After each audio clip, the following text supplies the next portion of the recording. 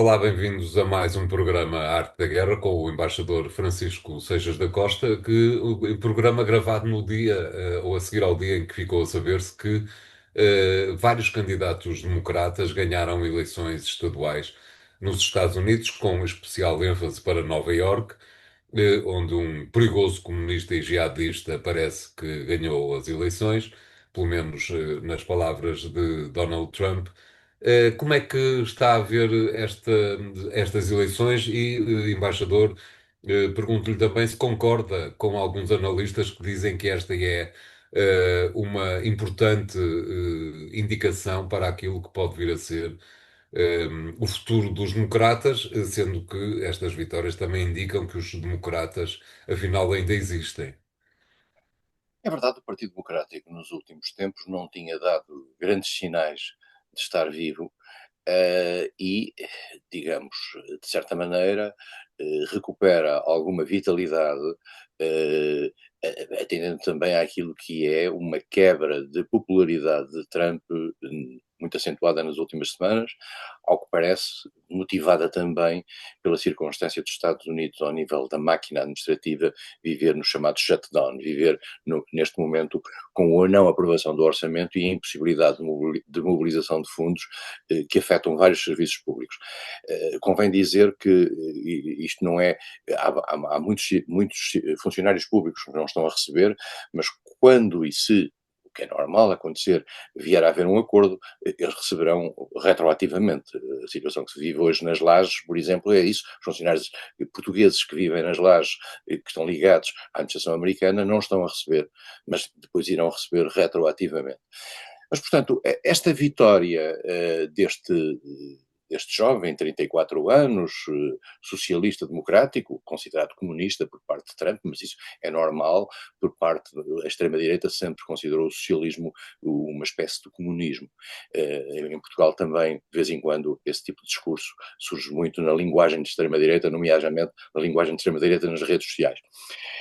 Mas, portanto, Zoran Manmani, que fez uma campanha bastante à esquerda, uma campanha para presidente da Câmara de Nova Iorque, que é diferente de governador do estado de Nova Iorque, e essa campanha, a ideia era uma agenda para as pessoas menos favorecidas, a questão que tinha a ver com um certo congelamento de rendas, a possibilidade de haver transportes gratuitos, apoio às crianças e às instituições de apoio às crianças, uma agenda, digamos, para aqueles que têm, a quem o custo de vida em Nova Iorque está, digamos, a bater à porta. E essa agenda foi considerada, digamos, e também, naturalmente, alguns impostos de natureza municipal sobre os mais ricos.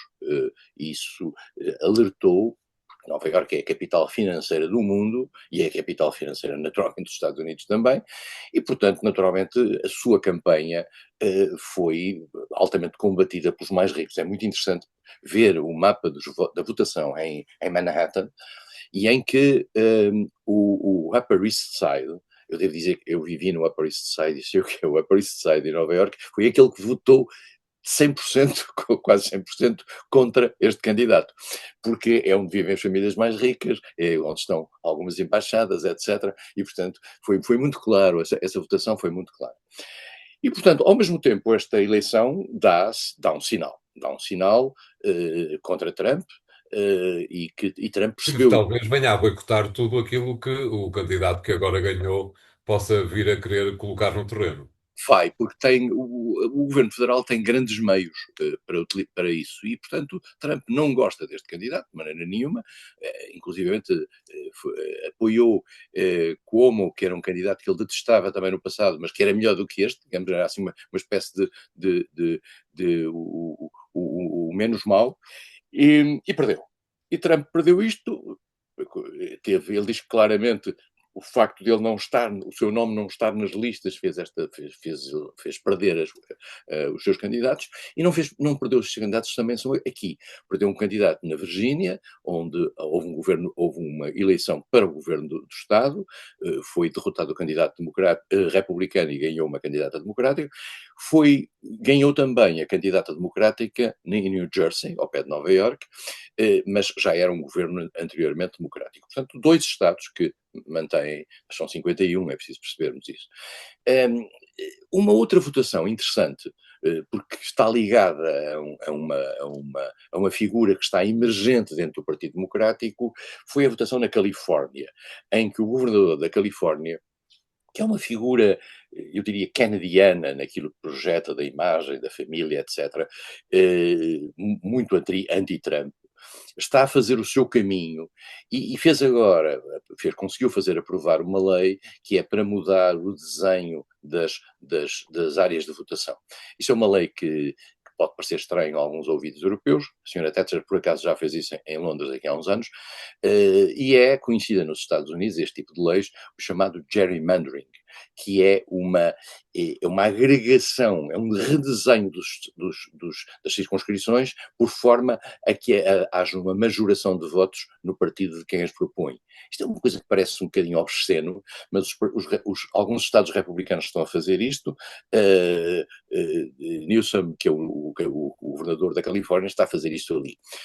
Newsom tem outro aspecto, é que aparece como neste momento como a figura, digamos, republicana, ele vai acabar o seu mandato no final de 26, fica, digamos, disponível para uma candidatura. Mas é muito cedo, na prática americana, é muito cedo para surgir um candidato alternativo a 3 anos de distância. Mas Newsom tem-se mostrado muito. Agora, o que eu gostava de dizer era o seguinte, é que os candidatos nos Estados Unidos, as figuras que aparecem nos Estados Unidos com o label de democráticos, são muito diferentes uns dos outros.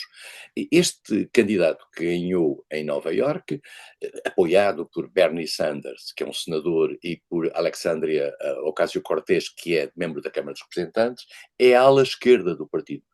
Mas já reparamos, por exemplo, Chuck Schumer, chefe dos senadores do Partido Democrático, não disse que ia votar nele. E portanto, há aqui muitas sensibilidades. E há quem diga, e este também é um ponto muito importante, há quem diga que o eventual fracasso deste candidato na sua ação durante os próximos tempos daria um péssimo sinal ao Partido Democrático. E o Partido Democrático não está interessado em colar-se à imagem de alguém que quer uma política mais radical.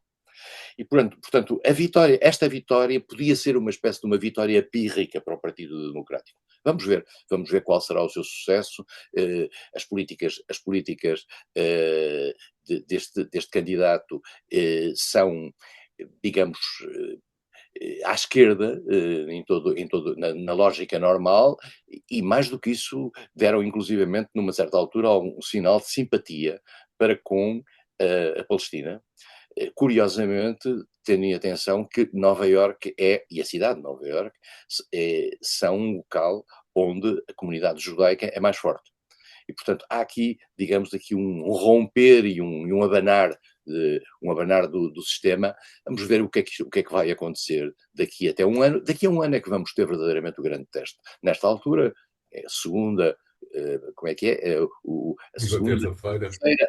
A segunda terça-feira mais próxima da primeira segunda-feira de novembro de cada ano par, este ano não é par, é que vamos ter essas eleições, volto a lembrar, que as pessoas às vezes esquecem, é uma eleição para a totalidade da Câmara dos Representantes. A Câmara dos Representantes vai a votos de 2 em 2 anos, e é para um terço do Senado. E isso aí é que vamos ver se, por acaso, na Câmara dos Representantes, que é onde a possibilidade de reversão da maioria de Trump é maior, se na Câmara dos Representantes os democratas conseguem reverter, porque isso tornaria muito difícil a gestão de Trump nos últimos 2 anos do seu mandato e, naturalmente, com implicações para a sua eventual sucessão. Já agora pergunto-lhe, embaixador, uma vez que falou com detalhe do Partido Democrata, como é que viu a possibilidade que foi avançada por alguns de Kamala Harris tentar voltar às presidenciais daqui por 3 anos? Portanto, todos têm direito ao suicídio. E, portanto, Kamala Harris O foi uma. problema é que ela já se suicidou antes, não é? Não vai ser difícil Não, suicidar-se outra vez. é um suicídio, e não, é que ainda por cima é um suicídio falhado. Quer dizer, o primeiro foi um suicídio falhado. Kamala Harris foi uma péssima candidata. Vale a pena agora dizê-lo assim, faz. Surgiu tarde, mas Não notou-se por que. culpa dela, há que admitir. Não, não, é verdade. Não, a culpa não foi dela. A culpa não foi dela. Mas a verdade é que Kamala Harris, que era uma esperança no ticket com Joe Biden, revelou-se ao longo dos 4 anos de Joe Biden, digamos, sem um mínimo de qualidades para ser presidente dos Estados Unidos. Vale a pena sobre isto. Tinha todas, até, digamos, os aspectos de natureza.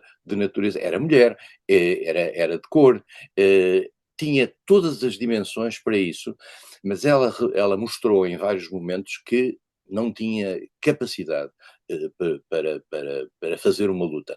É verdade que ela teve o azar de chegar tarde por virtude da teimosia de Joe Biden e da indecisão em largos setores dentro do Partido Democrático, mas depois, durante os debates, e com exceção de um único debate em que ela esteve mais ou menos bem, o resto foi desastroso. Via outra vez, digamos, a terreiro, percebe-se, é natural, faz parte da natureza humana, mas pode ser um perfeito desastre para o Partido Democrático. Claro. Obrigado, embaixador. Vamos fazer aqui o primeiro intervalo do programa de hoje. Voltamos já de seguida com o segundo tema. Até lá.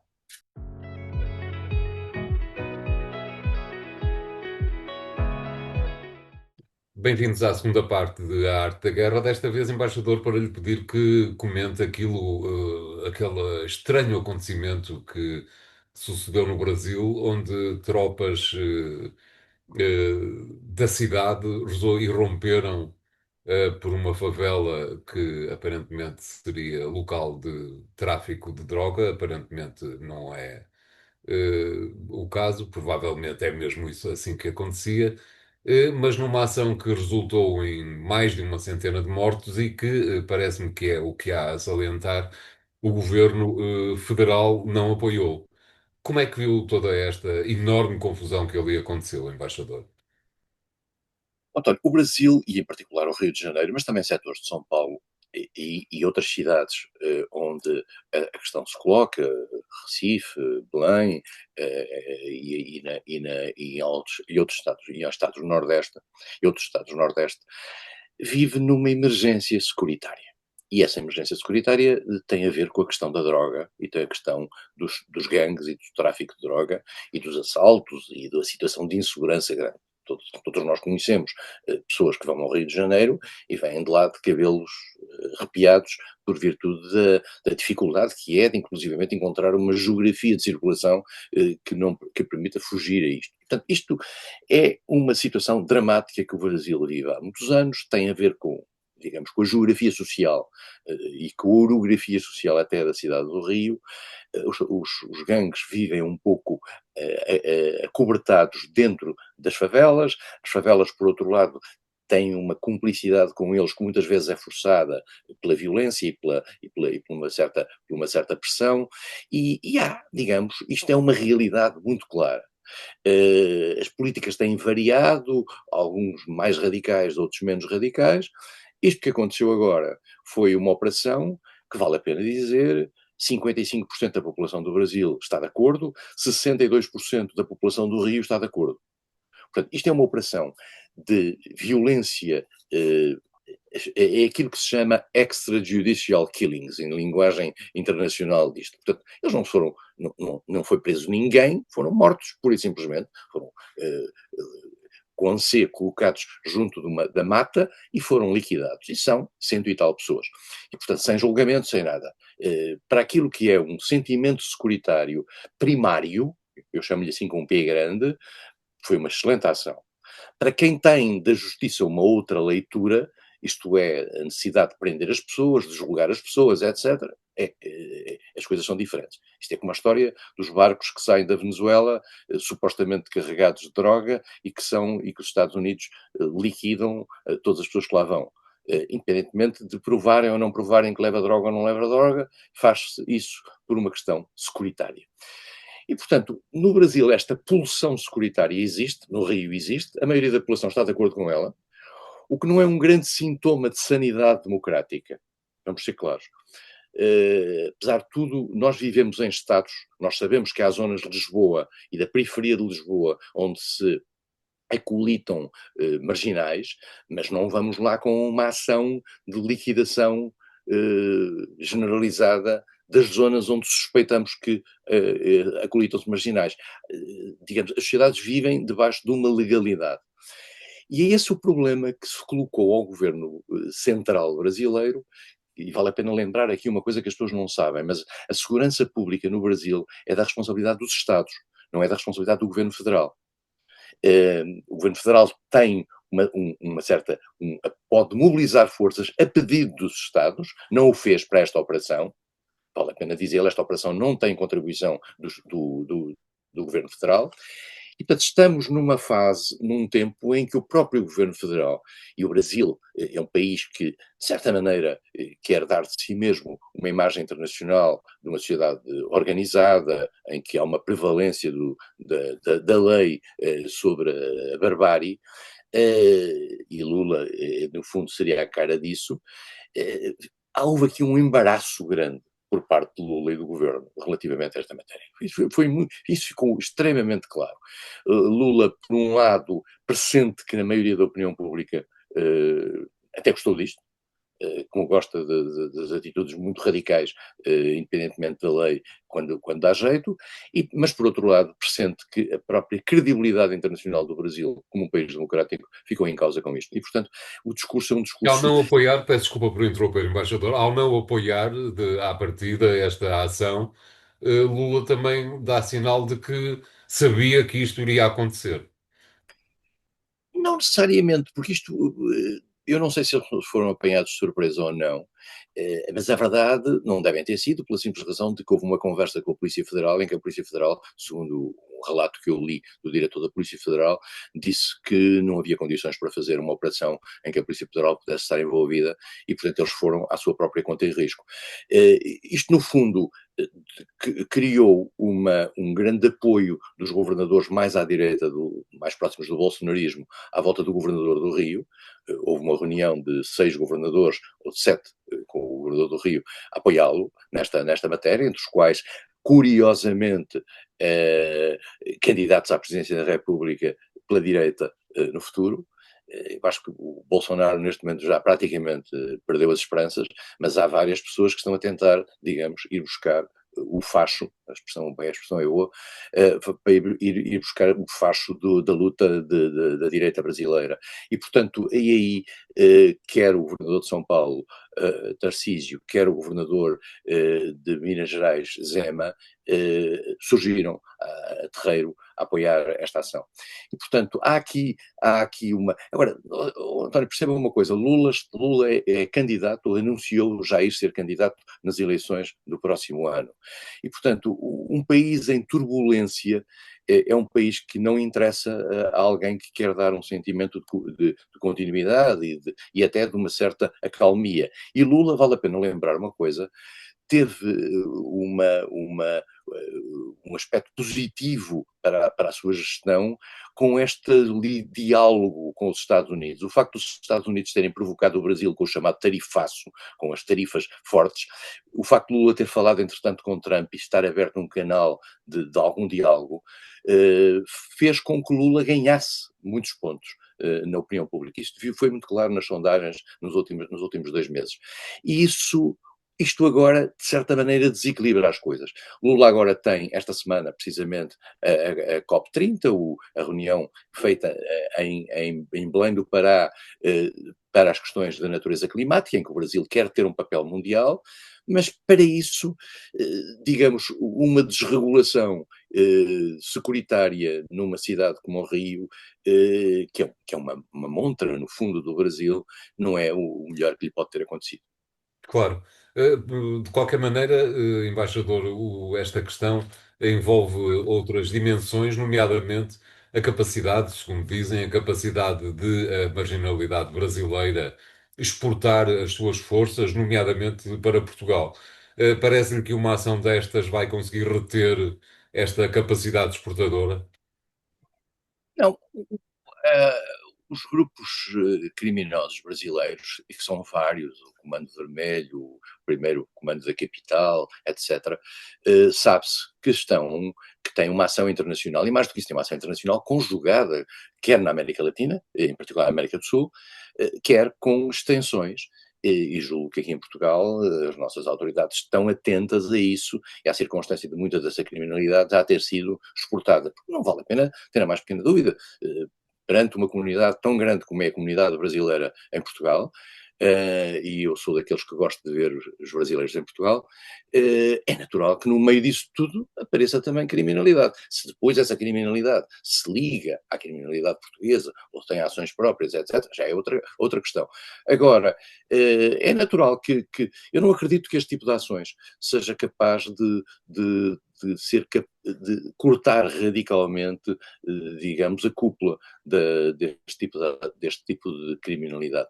O narcotráfico é altamente rentável, e é extremamente popular em certos setores brasileiros, da juventude, até da juventude das favelas, etc. É muito difícil cortar com isso. Disse, mas se calhar este tipo de ações é o que tem algum efeito. Há quem diga que nem sequer no plano prático isto tem um grande efeito, pela simples razão de que as pessoas que morreram são apenas, digamos, soldados, não tem nada a ver com sargentos ou capitães ou generais do próprio tráfico de droga. E, portanto, são apenas miúdos que são apanhados, que estão obviamente ligados ao tráfico de droga, como é óbvio, na maioria dos casos, imagino eu, a esmagadora maioria, ou se calhar até a totalidade, mas a cúpula não foi desmantelada, e isso vai ser muito mais difícil, porque isso implica ações de inteligência muito mais capazes e menos deste tipo de ações espetaculares, que no fundo têm como objetivo criar a ideia de que o Estado está a fazer qualquer coisa. Já no passado houve coisas assim, lembro-me de ações musculadas nas favelas brasileiras em todos os ciclos políticos desde há décadas. Portanto, o Rio continuará a ser a cidade de Deus para parafrasear esse maravilhoso e ainda melhor livro. Obrigado, embaixador. Vamos ficar por aqui na segunda parte do programa. Voltamos já de seguida com o último tema de hoje. Até lá. Obrigado.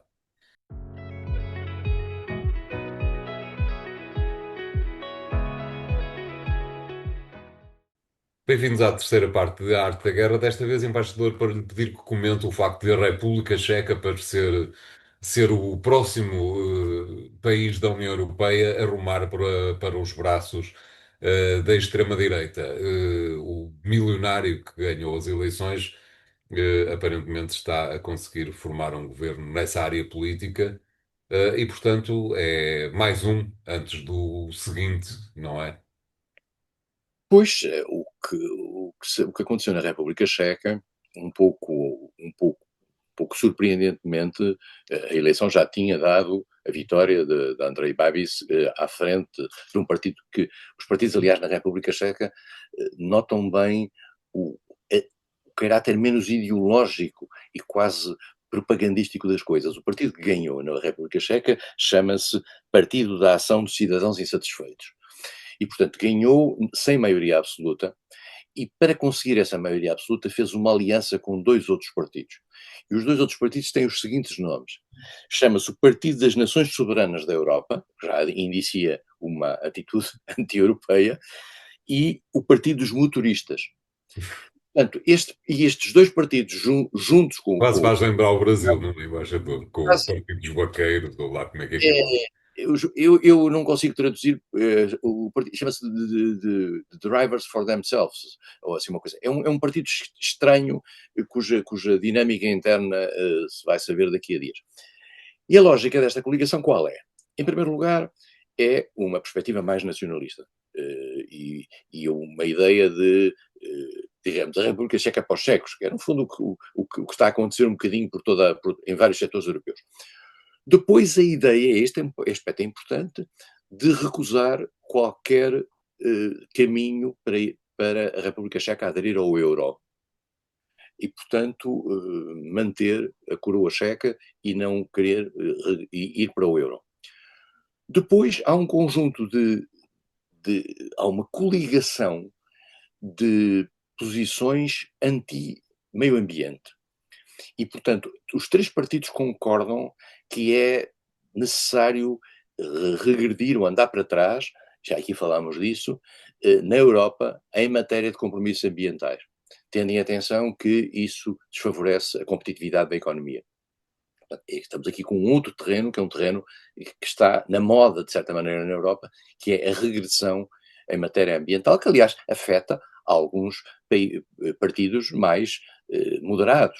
E, portanto, estamos aqui num tempo novo em que nós pensávamos que as coisas ambientais estavam na primeira linha. E Isso é claro, parece-me, permita-me que o interrompa, embaixador, é claro que a questão não é se, é quando é que essa regressão vai acontecer. António, isso tem um apoio público cada vez maior. E eu vou permitir-me fazer aqui um parênteses de um minuto para dizer o seguinte: uma instituição de que eu sou o presidente, o Clube de Lisboa, que é uma instituição, uma organização não governamental sem fins lucrativos, fizemos um inquérito público a vários setores, feito pela Pitagórica, com extremo rigor, e deu-se conta do seguinte: é que, contrariamente àquilo que era a nossa percepção anterior, de que as novas gerações estavam na liderança das preocupações ambientais, deu-se conta que a geração dos 18 aos 24, nesse mesmo inquérito, demonstra um desengajamento e um desinteresse progressivo pelas questões ambientais. O que significa, portanto, que o futuro, se calhar, já não se vê esta pressão. Eu sempre pensei que, no fundo, a nossa geração era aquela, a minha, não é a sua, que você é muito mais novo, mas a minha geração era aquela que estava a aprender com as gerações mais novas, com as preocupações ambientais, mas agora já se dá a dar conta que há um desligar dessas preocupações ambientais e que o radicalismo dessas preocupações ambientais mudou para outro cenário. E, portanto, há um outro ponto interessante para a história da República Checa. A República Checa dá sinais, precisamente pelas questões ambientais, e este era o ponto que eles estavam a tentar colocar em cima da mesa, de querer reunir outra vez o chamado Grupo de Visegrado. O Grupo de Visegrado foi um grupo de países que se reuniu na cidade de Visegrado, foi um grupo de países que, no acesso à União Europeia, estavam juntos. Era a República Checa, era a Eslováquia, era a Polónia e era a Hungria. E agora, portanto, estão. E isso aponta para que esses países, digamos, que tentem arranjar agendas comuns. Um dos pontos que não estará nesta agenda comum será a questão da Ucrânia, porque, como é sabido, a Polónia está do outro lado nessa matéria. Mas já está em outras políticas mais próximas da República Checa ou da Eslováquia, ou até mesmo, em caso limite, da Hungria. Portanto, estamos aqui numa tentativa de um novo redesenho daquela área do mundo. E, portanto, é mais um país que vai ficar numa tutela de extrema-direita, clarissimamente, a agenda é toda nesse sentido, embora, vale a pena dizer, neste caso, a República Checa não dá sinais de uma mudança radical, embora não dê seguranças também, relativamente à questão da Ucrânia. Vale a pena lembrar que a República Checa é dos grandes produtores de material militar, de material militar para uso militar, e fornecia bastante à Ucrânia. Veremos agora se há aqui algum andar para trás nesta matéria, mas nós temos que perceber que na Europa, a certa altura, há uma fadiga deste compromisso de natureza político-militar e pode haver digamos, um surgimento aí de uma nova linha. Normalmente isto é combatido pela Comissão Europeia, é combatido pela maioria da União Europeia. Veremos se a República Checa vai por aí ou não, porque depois também temos que considerar na República Checa a questão do Primeiro-Ministro e a questão do Presidente da República. E as coisas não são necessariamente iguais ao nível das grandes opções. Exato. De qualquer maneira, o embaixador falou no grupo de Visegrado, que verdadeiramente nunca deixou de existir, apesar de a Polónia, de facto, de ter rumado para outro sentido, mas parece-lhe que é um grupo de pressão que pode vir a aumentar e a criar instabilidade na União Europeia, eventualmente até porque tem ligações ideológicas com alguns países de outras regiões, nomeadamente do sul da Europa, e portanto criar uma espécie de cintura de ferro junto da Comissão Europeia. Eu acho que é mais uma coordenação de políticas. Não me parece que tenha condições, precisamente porque a Polónia, que é o país principal nisso, Polónia, vale a pena lembrar a quem nos está a ouvir, que depois da Alemanha e da França e da Itália, a Polónia e a Espanha são os países imediatamente a seguir naquilo que é a importância relativa dentro da União Europeia. E a Polónia vive obcecada com a questão ucraniana, coisa que outros países do grupo de Visegrado não vivem, como é o caso da Hungria ou o caso da Eslováquia e agora poderá ser o caso da República Checa. Mas, portanto, há aqui uma geometria variável, o que não significa que eles Até não. porque o PIS saiu da presidência e da liderança do governo na Polónia, e, portanto, o país ter-se-á distanciado desse grupo de Visegrado, não é? Sim, mas neste momento, António, vive-se na Polónia, como é sabido, uma contradição profunda entre a posição do presidente e a posição do primeiro-ministro. E, portanto, tudo aquilo que era a liberdade que o primeiro-ministro polaco tinha, eh, digamos, ao longo destes anos, em que conseguiu regressar ao poder, depois de ter estado precisamente presidente do Conselho Europeu, neste momento começa-se a dar conta que, digamos, dentro da Polónia, a posição do governo é cada vez mais difícil. E, portanto, o que vamos assistir aqui, neste quadro dos países que estão naquela zona, é uma gestão por temáticas. E, aliás, vamos cada vez mais assistir dentro da União Europeia uma agregação por temáticas. A temática Ucrânia foi um fator agregador de vários países. Agora, por exemplo, esta regressão em matéria de políticas ambientais e da adesão às políticas climáticas pode fazer outro tipo de agregação.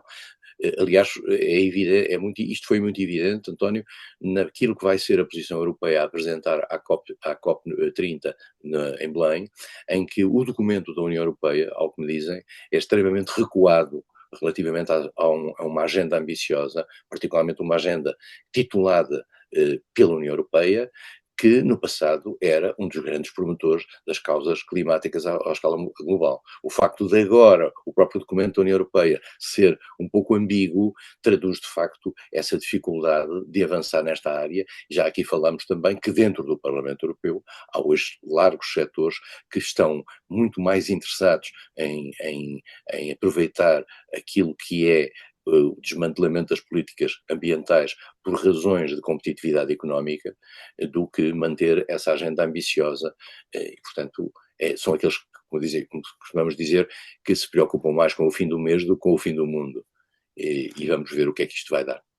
Exato, vamos ver o que é que isto vai dar, com certeza, num programa lá mais para a frente, para discutirmos, para ouvirmos o embaixador sobre a possibilidade de a COP30 ser o fim de um sonho que começou mal, diria eu. Começou com uma necessidade de política interna de François Hollande, seguiu com a saída dos Estados Unidos na primeira presidência de Trump, e, portanto, o futuro é muito incerto, não lhe parece, embaixador, para uma resposta rápida.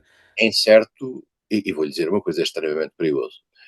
O que se está a passar neste momento ao nível da redução da ambição em matéria ambiental pode ser uma tragédia precisamente para as gerações que aí vêm, porque neste momento os sinais que existem, e não estamos a falar de nenhum alarmismo especial, estamos a falar de gente sensata, os sinais que existem é que neste momento a falta de empenhamento dos principais países industrializados em matéria de targets ambientais está a levar os países do terceiro mundo, que a certa altura eram trazidos pelos países mais desenvolvidos, até com incentivos de natureza económica, estavam os países do terceiro mundo a mandar para as calendas certo tipo de objetivos, e isso em termos do aquecimento global é uma tragédia.